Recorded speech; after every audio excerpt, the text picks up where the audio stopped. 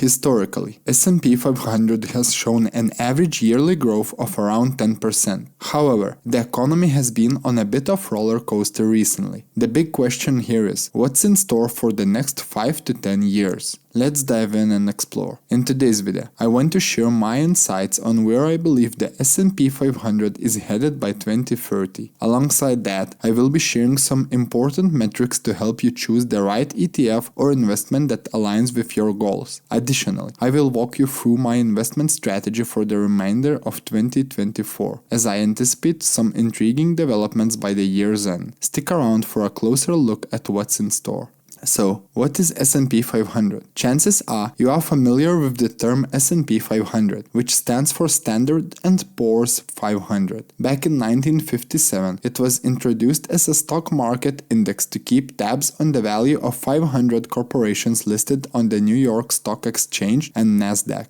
These companies, making up the S&P 500, are carefully selected to mirror the overall makeup of the US economy. In simple terms, investing in the S&P 500 means you are getting a slice of the pie from 500 of the top US companies based on market capitalization. It's like having a share in the broader economic landscape. One of the best things about S&P 500 and the ETFs that track it is the peace of mind they offer. No need to dive into exhaustive research every month for each individual company, worrying about when to sell if things go south. The beauty here is that if a company isn't performing well for an extended period, it gets replaced in the index. And guess what? You automatically get exposure to the new, high-performing company, even if it wasn't on your radar. The lineup of companies in the S&P 500 can shift, making it look entirely different 2 decades from now than it does today. It's like a dynamic investment that adapts to the changing market landscape without you breaking a sweat. This is the primary reason I believe it's one of the most robust investments you can make. You are consistently invested in the top 500 companies by market cap. Reflecting on the year 2000, the top 10 companies included heavyweights like General Electric, Intel, Cisco, Walmart, and AT&T. Fast forward to 2023 and the landscape has shifted completely. Now, the top 10 feature companies like Apple, Amazon, Nvidia, Google and Meta. This dynamic adjustment ensures that your investment stays aligned with the ever-changing dynamics of the market. It's like a smart, long-term strategy that evolves with the times. A quick side note, many individuals believe we can outsmart the market or find a superior strategy. They often point out that the S&P 500, being market cap weighted, heavily relies on the top 10 and particularly the top 20 companies, which make up a substantial portion of the entire index. The question arises though, why not invest directly in these top 20 companies instead of the entire S&P 500? The challenge lies in consistency and the long term. Sure, if you invest in just these top 20, you might outperform the S&P 500 this year or the next. However, the issue arises over the long haul. As I illustrated earlier, if you had chosen only those top 10 companies in 2000 instead of the S&P 500, you would be likely still have those original 10 companies today, missing out on major players like Apple, Amazon, or Nvidia.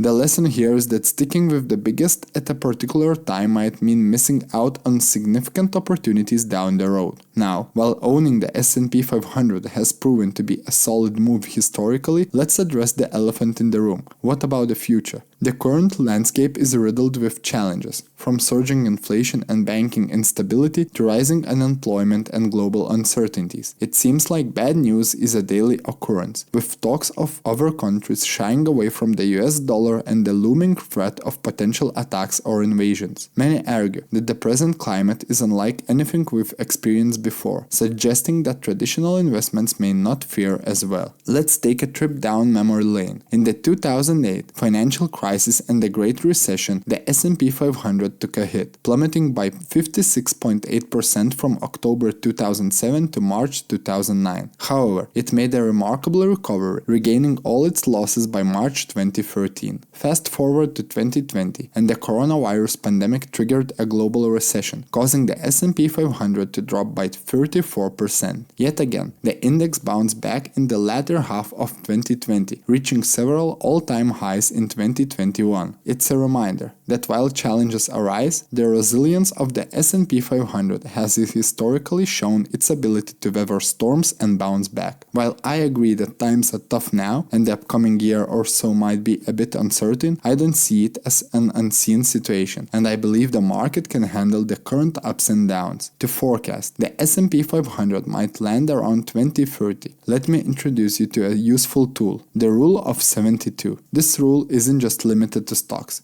You can apply it to various investments, including ETFs or even real estate. Now, when it comes to predicting where the S&P 500 might land in 2030, let me introduce you to a handy tool, the Rule of 72. It's pretty cool because it works for any investment, whether you are into ETFs or even real estate. The Rule of 72 is a straightforward formula that helps you figure out how long it will take for your investment to double in value based on its rate of return. Here's the drill. Take the number 72 and divide it by the expected rate of return. For the S&P 500, let's say we are looking at a typical 10%. So 72 divided by 10 equals 7.2. What this means is that if there is an average 10% appreciation over time, it should take around 7.2 years to double your money. It's a neat trick to consider as we look ahead to 2030. Let's put the Rule of 72 to the test and check out the historical prices of the S&P 500. To avoid accusations of cherry-picking the best year, I'm taking a random group of 3 consecutive years,